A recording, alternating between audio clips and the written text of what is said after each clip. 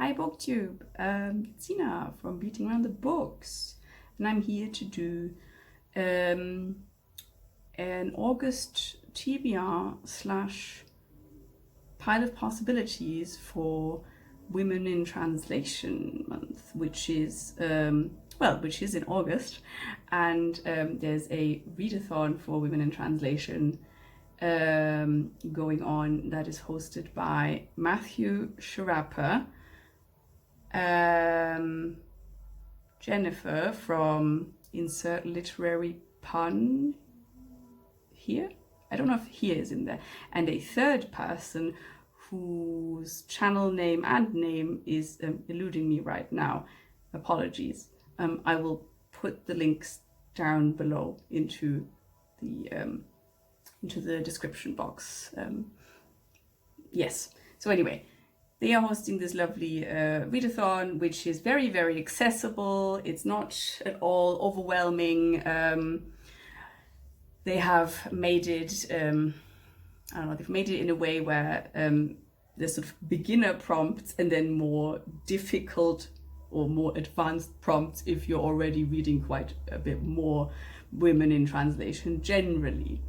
Anyway, I am not trying to fill any of these prompts, although I think some of them are quite easy to fill, but I wasn't really looking at that at all when I was looking at my books. It was just sort of, oh, what do I have here that might fit and that might be interesting to read.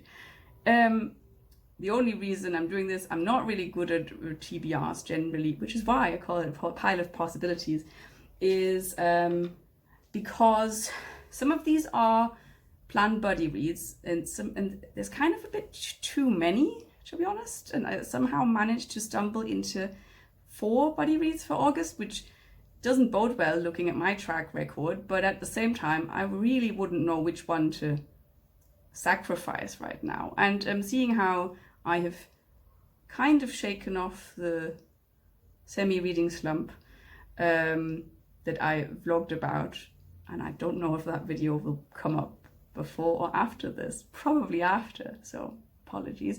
I'm still hopeful. I just remain optimistic that this will somehow work out. Well, Women in Translation seemed like a good enough reason to just highlight a few books that I have on my shelves, either that I haven't read, and maybe a few that I have read as a recommendation if you're looking to try any Women in Translation. There we go. Okay, so let's start with the buddy reads, because I think these are the ones that I should obviously prioritize, right? So the first one I've planned is Louise Erdrich's The Painted Drum. I'm buddy reading this with Kelly from Books I'm Not Reading. This one had actually been planned for months and months and months in advance. So I'm really looking forward to reading this. I've never read any Louise Erdrich. I had heard of her a few times and then just found this in a secondhand bookshop and thought, oh, let's give it a try. I should maybe mention that not all of the books that I'm buddy reading are Women in Translation, but there are 2 that would kind of sometimes fit the bill, depending on the language you read it in. Yeah, so this one does not belong to it, but still looking forward to it. Kelly seems to have read quite a lot of her books and really, really loves her. So that is, yeah, something, I don't know, it's a huge endorsement, although of course she doesn't know this one. So yeah, that's the first one. Then my next one is Olga Trokarchuks' Drive Your Plow Over the Bones of the Dead. I feel like I'm probably one of the last people on BookTube to read this. I've had it for quite a while. And I will be buddy reading this with Alan from Big Hard Books and Classics, who just recently read one of her other books. I think it was Flights, and really loved it. So this one obviously fits the bill of Women in Translation, unless you read it in Polish, I guess. But yes, the translator is Antonia Lloyd-Jones. There we go.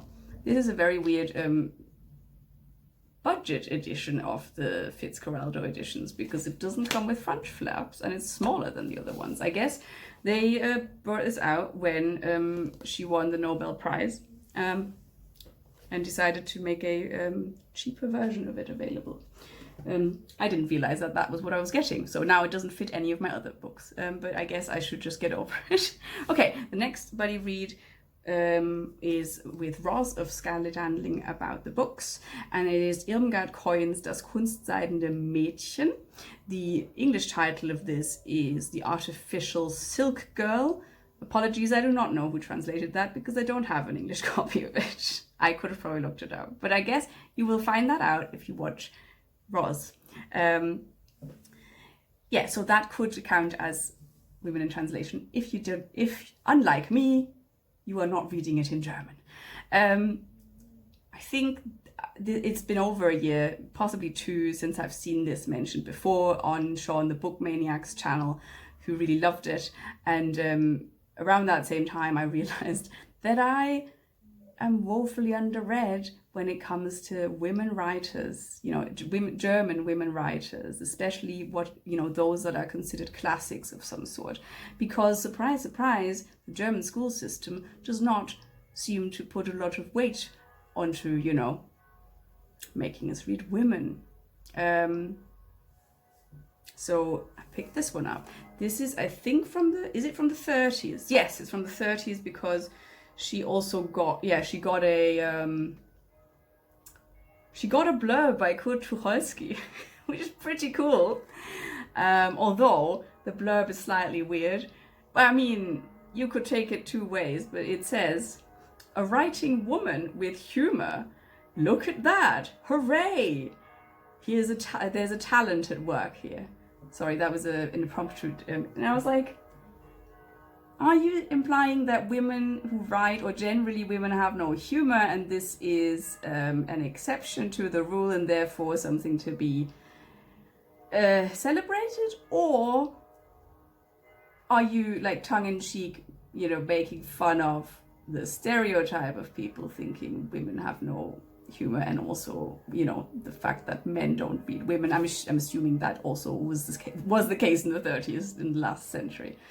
So I'm not sure, but I want to give Olga Trokarchuks the benefit of the doubt, at least, looking at what else I've read by him. Okay, can't remember what it's about. I just remember that it's set in Berlin in the sort of roaring 20s, and I feel like it'll be good. It's supposed to sort of be, how do you say this? Funny, well, hopefully, if Olga Trokarchuks says so, and satirical, a satirical sort of take on society, and I guess probably, the things young women have to put up with. Okay, and then my last buddy read has nothing to do with women in translation. It will be with Bob the Bookerer and Fraser Simon's Springboard Thought, and it'll be Marc Nash's Time After Time, which I will be putting in here because unfortunately it's only available as an ebook, which is too bad. On the other hand, I could just sort of get it immediately, and it was, rather affordable. I've read 2 of his books last year. That was 3 Dreams in the Key of G, which I also discussed at length with Bob because we read that together. And I also read Stories We Tell Our Children, which was his newest book. Really liked them, and so thought I would very much like to read more of his work. And this one we picked because, well, it was on my radar anyway, but I think it was Simon who wanted to kind of continue with that one rather than, I don't know, a few others that we had looked at. Whatever. I really look forward to it because I know that both Bob and Simon are, very astute readers that, enrich anybody's reading experience. And with Marc Nash's books, surely there's always something you can easily miss. Because, I'm sorry for the background bell ringing of whichever church it is at the moment. I don't even know, what are they ringing for? It's Saturday. Well, I guess there must be a Saturday evening service. So then we get on to my pile of possibilities. These are by no means all the books. Like, I will not be able to read all of these books. It's just that I've picked out a few specifically for women in translation that I'm interested in. Okay, so, and I think the first two of these would also fit for one of the prompts in that readathon that I mentioned, which is, I think, just read a book by an author that you've already read, I presumably liked. So the first one is a very recent addition to my bookshelves, which is Claudia Piñeiro's All Yours. This is, from her backlist. I can't remember now when it was published originally, but it's definitely an older one. And it was translated by Miranda, France. So this is one of her crime fiction novels that I mentioned before, that she seems to be writing mainly crime, apart from Elena Knows, which was so, big. Big because it was on the International Book shortlist, I think, which I really liked. And then decided I would go for this. Since ordering it, I also read that this seems to be the most straightforward crime novel, whereas other ones, she claims that she doesn't really write, in the genre of crime, but more sort of uses the, tropes and certain elements of crime fiction to highlight societal woes. That's her own claim. Who knows? I haven't read any other books, but very short one, so that should be fun and quick. And if it's written as well as Elena Knows, then this should be a really nice crime novel to read. Okay, next one also fits the same prompt, and it is Exteriors by Ernaux, because I read The Years by her last year and really enjoyed it. And on top of it, it's also rather slim. I haven't even looked at what this is about. I was just feeling like, I want to read more Annie Ernaux. I think most of her books sounded intriguing anyway, and luckily Bob gave this to me, so it's not like I had to make the decision which one to purchase. So this one is on the list. Next up, Clarice Lispector's Agua, Viva. This has come highly recommended from several people, including Roz from Scully Dandling About the Books, and Marc Nash, and who else was it? Noah at Everyone Who Reads Must Converse. They all love Lispector, and at least some people told me, some of them, I can't remember who, told me that this one would be a good one to start with. Anyway, I'm not going to go into it because I don't know, but I've just been told that obviously, if you're into beautiful language, meandering thoughts, then this is someone not to miss. Then we have Minor Detail by Adania Shibley, which was translated by Elizabeth Jacquet. Hope that's how you pronounce it. I had wanted to read this ages ago during Fitzhuary, but that was around the time that I dropped off of BookTube and also kind of stopped reading for the most part. So I didn't read it, and I'm sure everybody has heard of this before because I'm pretty sure it was on some prize list. And everybody and their mother has read it, but I have not. Again, another rather short one. We're keeping it short and sweet, just like I did in the vlog. Although, did I do it completely? I don't know. Okay, Andrea Yevtanovich's Theatre of War, translated by Frances Riddle. I feel like I've just recently read something translated by Frances Riddle. Maybe it was Elena Knows, because it is from the same publisher, Charcoal Press. And I think they seem to use a lot of the same translators. I mean, not just for the same authors, but anyway, it doesn't matter. Okay, so I have no clue about this author, but I bought like 3 different Charcoal Press books when they had a sale, and this was one of them. And this author is Chilean, and this was her debut novel, although it is 20 years old. But yeah, it was clearly only published now in English, in the English language, I guess. And it is about a family who is fleeing from the Balkan Wars to South America, and some troubles that follow them, how to deal with sort of a traumatic past, and I think it's through the lens of the young daughter, who is sort of trying to make sense of her traumatic past and growing up in a very different country, and also, you know, in a country that is itself haunted by conflict. So yeah, it just sounds right up my alley. And apparently it is, so the reason why it's called Theatre of War is that it's sort of staging scenes from the childhood, as if it were sort of rehearsals for a play. So I'm not quite sure how that is gonna play out, but it sounds fascinating. And the other two that I bought from the same press, I really liked.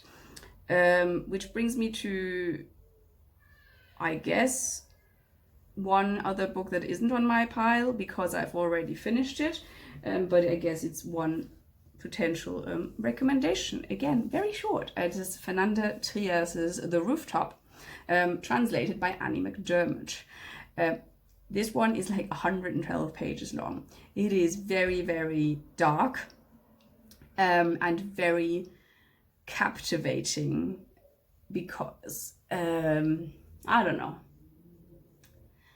Fernanda Trias seems to be like really, really good at leaving out just enough detail for you to kind of keep wondering and, you know, turning the page to find out what happened and you know, how did we end up in this situation, blah, blah, blah. I talked about this book more in the vlog, which, well, will either be up already or it'll come up later. So I don't want to like repeat myself too much, but just be aware this is a very dark book. But it's very gripping as well. Again, this was also a debut and was published in the original language around 20 years ago. So seems to be an emerging pattern. Then I guess to just recommend the other two that I forgot to mention, what would have been Elena Knows. Maybe I did that actually before, which was fantastic. If you haven't read it already, do try and do so if you feel like it. This would be the perfect month. And then, of course, Anya Knows the Years. One other recommendation I have that I don't think it'll make it on my list right now, is, I should probably get the book, shouldn't I? I forgot to get it. I don't know why. Let me get the book. Just sort of for one that maybe hasn't turned up so much on your radar. This is an Afro-German poet, May Ayim. This one is a reissue of two of her books. It's a Blues in Schwarz und Weiß, so that's blues in black and white, and then the other one is Nachtgesang. I don't know what you would call that. Maybe night, maybe just lullaby, or maybe night song. I'm not sure. And I also do not actually know if that last one exists in translation. But I do know that Blues in Black and White exists in English translation. And I've read some of her, oh, sorry, it's a very shiny cover. It's not the nicest book. I mean, the design of it. Anyway. I've read some of her poems side by side, in German and the English translation, because I just remember reading an article about her that was, it was some PDF that was shared with me, and yeah, that's also how I learned about this author anyway for the first time. So like I said, Afro-German poet, she was a huge driving factor in establishing or founding sort of an Afro-German network. is it what, I don't know, what is it called? How do you call this in English? So it's an Afro-German alliance, I guess, one way or another, like a movement to further the cause of, I guess, research into what, you know, Black people in Germany are subjected to.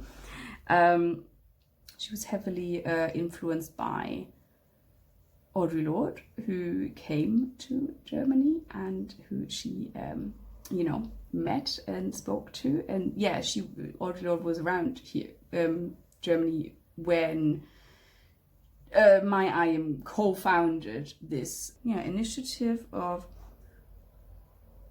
Black Germans and Black people in Germany.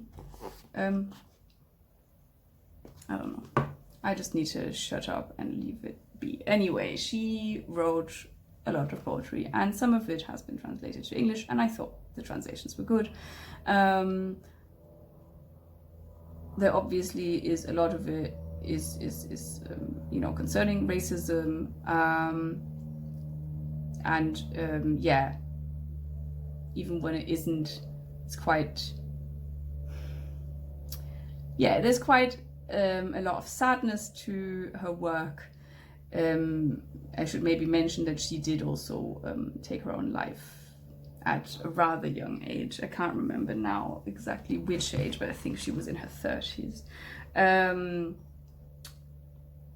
So yeah, maybe not something for when you are feeling depressed, but maybe you're interested in reading some translated poetry from Germany by by an author of color. So that is my last recommendation, and I think I'm gonna leave it there because this is rather long already. Okay, let me know what you're reading in August, and if you're taking part in Women in Translation Month, and what you're reading for that, if you would like to share. Or if you have any other thoughts, comments on the other books that I'm reading that do not fit the bill for Women in Translation. Hope you have a lovely day, and I'll talk to you soon. Bye bye.